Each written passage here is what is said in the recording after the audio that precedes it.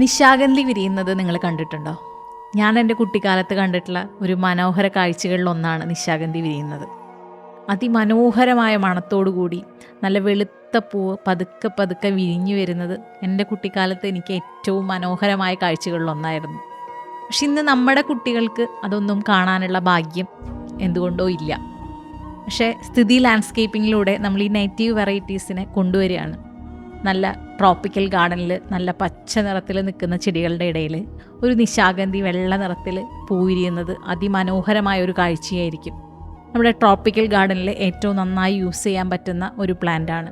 നല്ല രീതിയിൽ വെളിച്ചം കിട്ടുന്ന, വെയിൽ കിട്ടുന്ന സ്ഥലങ്ങളിൽ നമുക്ക് ഈ ചെടിയെ പ്ലാന്റ് ചെയ്യാം.